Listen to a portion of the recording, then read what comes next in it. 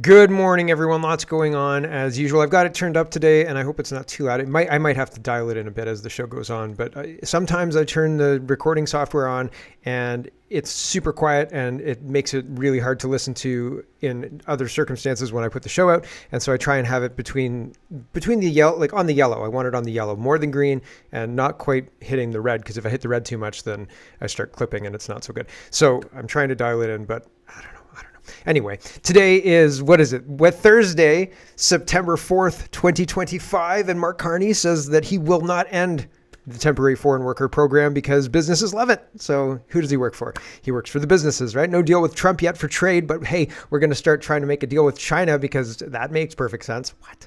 And non-profit defend Canadians cooperating with communist China. So there's a non-profit that's been created to defend Canadians, quote unquote Canadians, who are being accused of cooperating with communist China. And I think that it is headed by one of your well-known senators. You've heard this guy's name before. Andy Lee goes after him a lot.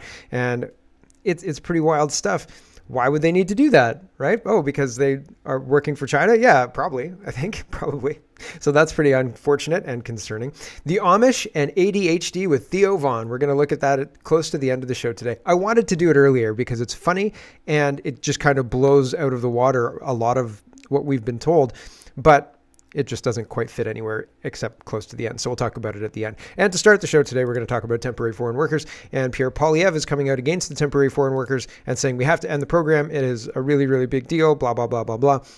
And so there's lots to get to. Let's get to it. First, temporary foreign workers. Aaron Gunn, who is an MP in the most recent election, and he says the temporary foreign worker program was originally intended to fill job vacancies for which there were no willing Canadian applicants.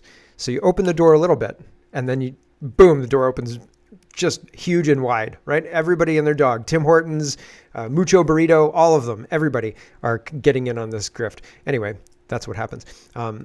With the lowest youth unemployment level since the 1990s, it's clear that the program is now taking Canadian jobs and suppressing Canadian wages instead. Pierre Poilievre says, end the temporary foreign worker program. Okay, and this is a 22-minute video, so we're not going to watch that. There are clips of the video. This is a 2-minute long clip, and we'll listen to a lot of this one. Six Buzz says, Pierre Poilievre calls on Prime Minister Mark Carney to end the temporary foreign worker program. These workers should not be demonized. They are being taken advantage of. The workers are not my main concern. Why not? Our young people shouldn't be competing with foreign adults for the same job. That's why we should end this program. That's why. Here's Pierre Poilievre talking about this. That's why Conservatives are calling on the Carney government to permanently scrap the temporary foreign worker program and to stop issuing visas for any new temporary foreign workers coming into the country. Under this proposal, existing permits would be wound down until the program is entirely eliminated. Canadian jobs will go to Canadian workers first. It's time that Mr. Carney took the job seriously of repairing the damage that his party has done. Unfortunately, the immigration minister who destroyed the program and caused this mess is now Mark Carney's justice minister. You can believe it. He's now gone from creating a housing crisis as housing minister, an immigration crisis as immigration minister, to creating a crime crisis as justice minister. It's the same Liberal team with the same Liberal results, just a different face who's even worse than the last one. July's employment data has confirmed that what Mr. Carney's economy is doing to our youth. 14.6% unemployment, 1.6 million Canadians unemployed. According to CIBC, that the levels of employment are normally what you would see in a, quote, a recessionary period. Yet the Liberals are still bringing in the workers from abroad to take jobs from people here at home, and they are driving down wages. Nearly 3/4 of the temporary foreign workers in Canada do jobs that pay below average wages, which means that they are ultimately taking jobs from the people in Canada that need them most. These workers should not be demonized. They are being taken advantage of. Nor do we have a problem with immigrants who come here to build a family and start a life, pay their taxes, follow the rules, and integrate into the Canadian way of life. That should be the goal. But that is entirely different from what the Liberals are doing. Mark Carney is a self-described global elite. And he and his global elite friends believe in mass immigration that gives more power to corporate elites like him and less wages to the Canadian people. More power to him, less wages to us, and that's a problem. And I mean, Mr. Poilievre is presenting himself as an other to this whole thing, like, oh, Mark Carney's an elite, but he's going along with it. He voted to pass the throne speech on division. He voted for C5, and we haven't seen anything happen. We haven't seen anything happen at all. So, I mean, it is a problem. They're attacking free speech. They're forcing vaccines. They're mandating all sorts of things that are well outside of the scope of what the government should be doing. And instead of recognizing what's going on in England, what's going on in the United States concerning things going on in the United States, we're getting half measures. Temporary foreign worker program isn't really isn't going to impact agricultural workers, isn't going to impact students, although the students are being wound down. There's all sorts of things. I feel like it's partially halfway there, but it's not there. What about the refugee system? What about the compact on migration and having completely open borders? What about people crossing illegally? It's like, oh, we're going to deal with this one thing, and we're going to make this one thing the stand-in for all these other problems too. But if they don't talk about the other things aren't in play, just this program. And so, like, there's other problems that we're not addressing at culture, the culture shift, the culture destruction. There's a whole bunch of stuff. And I feel frustrated. Maybe I shouldn't be frustrated because you can't do everything. Sometimes I tell people, like, if you want to floss and stretch before bed, like if you brush your teeth, but you also want to floss, and you don't floss, but you also want to stretch, right? It's a bad idea to stretch and floss, or to add stretching and flossing if you don't do either, because you'll end up doing neither. You won't stick with both. But if you do flossing for 30 days and then you do stretching for 30 days and kind of habit stack, then it'll stick, right? And it won't even feel like anything, just like brushing your teeth doesn't really feel like an arduous task, right? Probably. So in that same way, he should focus. But I'm frustrated because he never talks about anything else. And it seems like we only get a small piece of the pie. We don't ever get to hear all of it. And, like policies and things like that. Oh, well, wait till the election, wait till after the election, wait till after I win my seat back. And it just seems like we're always waiting for policies. We never get what we need. We always get half measures. We always get just this one thing. And sure, you've got to focus. Principally, I understand that. But at the same time, we don't ever hear about anything else. And it feels like, I don't know. I feel like we're being taken for a ride. Here's Ezra Levent saying, maybe you should use the bully pulpit and shame the companies that are using temporary foreign workers, because there's no downside to using temporary foreign workers. Here's Ezra. Hi, Ezra Levant from Rebel News. I thought it was very interesting about booster juice paying $36 an hour to a foreign worker. And I think a lot of Canadians don't know how pervasive this is, and that's an outrageous anecdote. I don't think the Liberals are going to accept your advice here, so I think your reforms wouldn't be able to bite until you become Prime Minister if that happens. But I think there is something you could do in the meantime. And let me ask you if you would consider this. I'm actually just doing some brainstorming here.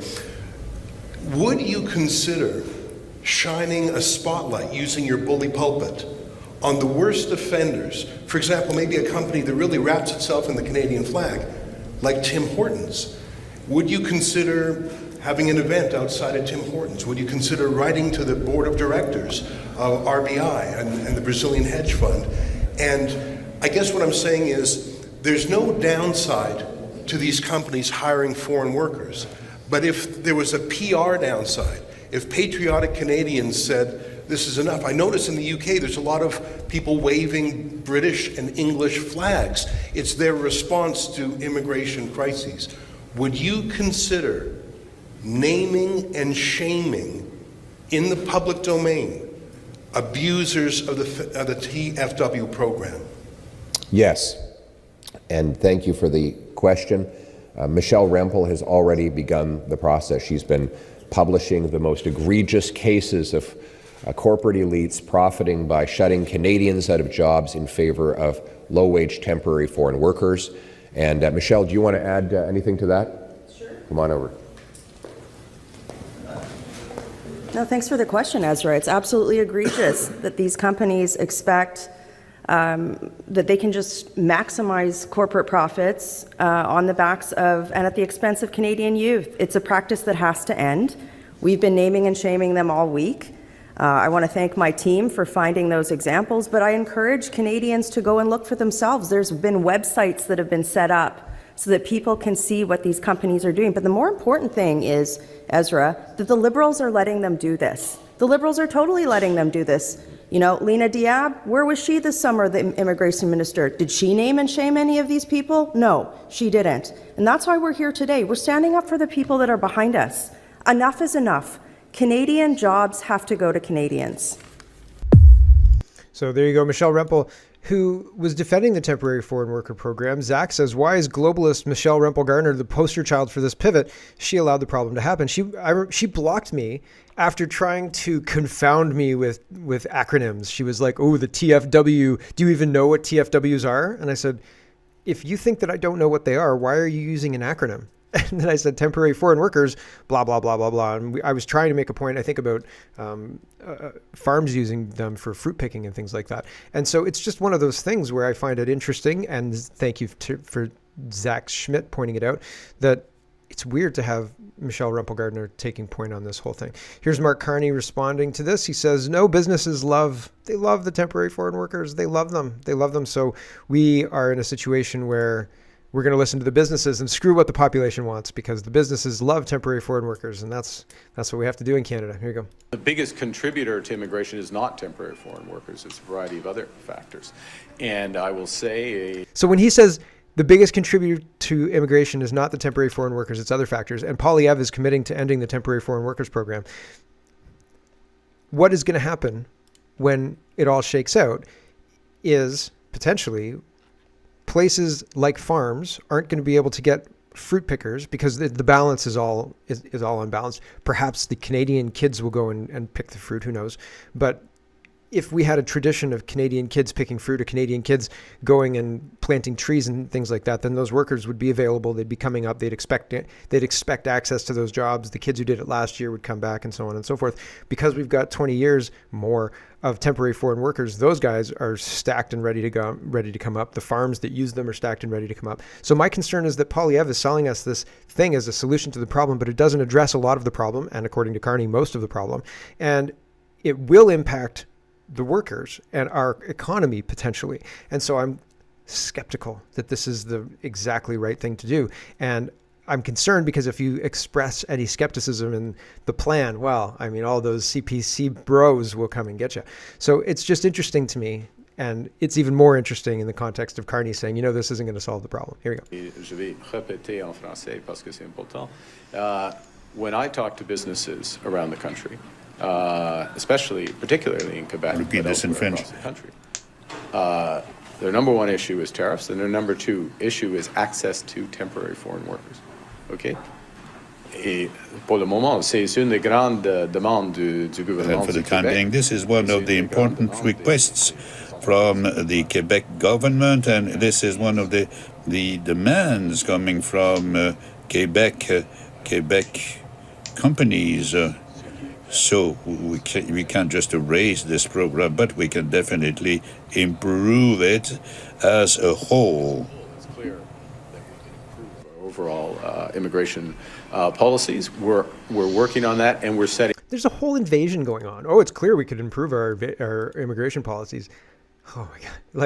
That's an understatement, right? Here's Michelle Garner again, taking point on this whole thing. She's doing 10 days of posting Job Watch Canada jobs.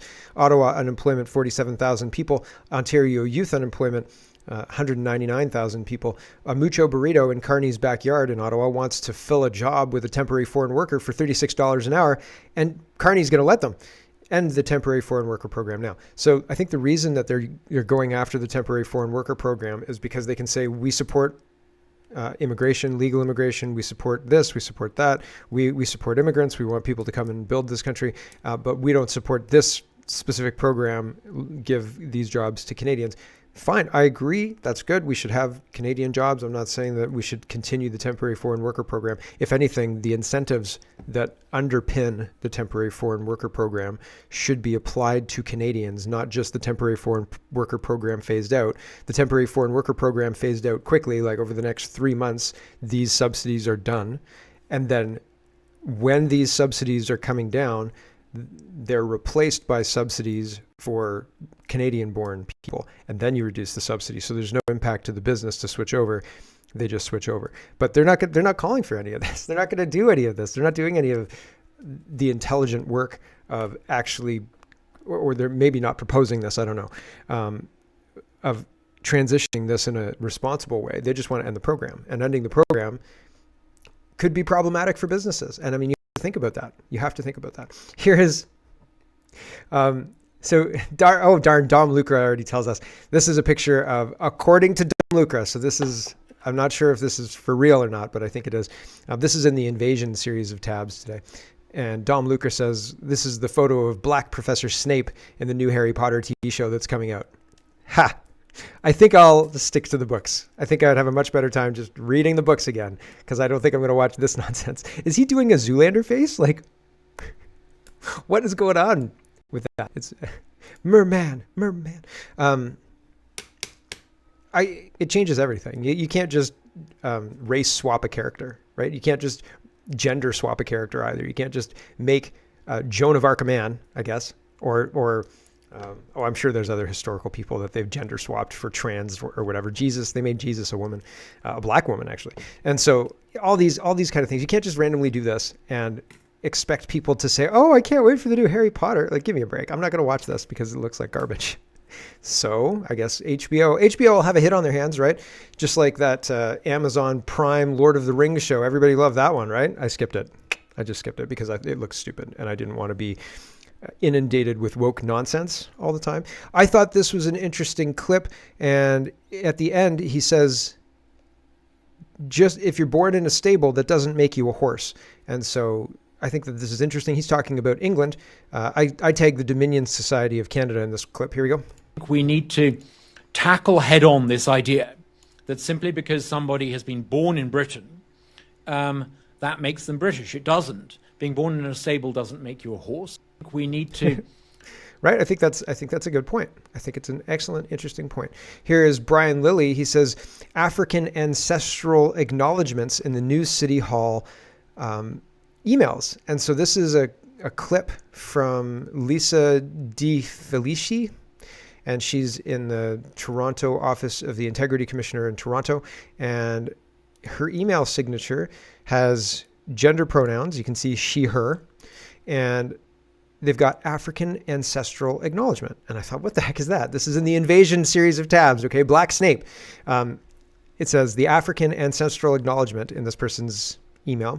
It says, though I am not a person of African descent, I'm committed to continually acting in support of and in solidarity with Black communities seeking freedom and reparative justice in the light of the history and ongoing legacy of slavery that continues to impact Black communities in Canada. As a part of this commitment, I would also like to acknowledge that not all people came to these lands as migrants and settlers. Specifically, I wish to acknowledge those of us who came here involuntarily, particularly those brought to these lands as a result of the transatlantic slave trade and slavery. In support of the City of Toronto's ongoing efforts to confront anti-Black racism, I pay tribute to those ancestors of African origin and descent. Ridiculous. Absolutely ridiculous. Hasn't she seen that... the minute of our history, or part of our heritage, the history minute, where they're the end of the Underground Railroad, right? And she's upset. She's like, where's Pa? He's not going to make it. And then Pa's right there, and everybody's like, oh, right. She was just being crazy because, she's crazy and under stress. No, she missed those. Do we need to do all of this? Do we need to wallow in guilt over things we didn't do for people who are not slaves and who have never been slaves in the modern era? Come on. Daisy Media says the Palestinian flag has been raised outside the Scottish government headquarters. Scotland has fallen. Yes, when you have a flag being raised, that signals conquest, right? So that's what that is. Joel says for 30 years, the world is overpopulated. Here's a bunch of birth control. Stop having kids. So yeah, stop having those thoughts of kids in your head. the world's overpopulated, you won't even be able to afford a house. And oh, they were right, you won't even be able to afford a house, but only because of the bad policies that they've created prevent you from being able to afford a house. Today, America is underpopulated and white people aren't having kids, so we have to import the third world. This is always the plan. Its wickedness cannot be overstated. Caligari plan, if you're interested in where that came from. And oh man, we're right at 20 minutes right now. I should end the stream, but I'm not going to. We have to look at this before we end the stream. But crime is out of control in Canada, just absolutely off the hook in Canada. And if a criminal breaks into your house, give him milk and cookies, maybe rub his feet, ask him if he would like the keys to the other car that is off site, ask him what he'd like. Maybe you could give him your phone, whatever he wants, right? Anything in the pantry, whatever. What? This guy's saying, just give them what they want and they'll go away. It's like, well, okay, no. How about no? Tom Quiggin says, according to police, if someone breaks into your home and wants to rape your child, your best plan is to comply? What? How tone deaf are these folks? And Cat Canada says, Chief Jim McSween tells Canadians that the best defense is to comply with the criminals and not to take matters into your own hands. Just lay down and take it. It's for your own safety, right? I don't think so. Here we go. Premier can make his own statement and his own mind up about that. What I would say is, as a police service, we'll follow the laws as they're written. If the laws change, we'll change with the laws. But as it stands, we know the best defense for most people is to comply. As you've just heard, a number of safety recommendations will allow for those that are victimizing members in the community to leave and not harm anyone. It sometimes can fall on deaf ears when members feel like they have to take matters into their own hands. And the only thing I'd say is, if we are going to rely on our community members to take matters into their own hands to solve this problem, we have all failed our community. I've been down at Queen's Park. I've provided comments on bail reform. So have many of my colleagues across the GTA. And here we are again talking about it. And it seems like in some cases, right, we have not moved the needle collectively. Because this is not just a police issue. Unfortunately, when it becomes our issue, it's too late. So we need to do something about this issue around bail and about keeping those people off the streets that shouldn't be on the streets. It doesn't help you when you have your house broken into in the middle of the night, right? And there's a whole litany of crimes that we're going to go through in this series of tabs. Tracy says, while he admits our justice and bail system needs to change and criminals need to be locked up, he suggests if you simply comply with the armed home invaders, rapists, or murderers, that's your best defense. We're cooked. And yeah, I mean, it's not a great place to be when the police chiefs are saying, listen, just give them what they want. Maybe they'll leave you alone. Maybe they won't hurt you very much. And that's not a great place to be. And if you do fight back, well, we'll have no choice but to charge you. So like what, run away with the criminals? Like, give me a break, right? The whole thing is crazy. It seems absolutely bonkers. And with that, we've got to say goodbye to the stream. If you want to catch the whole show, head over to CanadaPoly.com. And otherwise, that's okay. We'll see you tomorrow. And for everybody else, we will carry on right now. Stream's done. Okay. The Bucky Will says a screwdriver. So Mario says, read at your own risk.